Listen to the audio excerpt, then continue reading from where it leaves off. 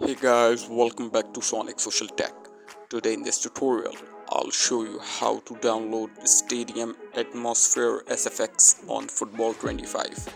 So just follow these simple steps and make sure to watch the video through to the end.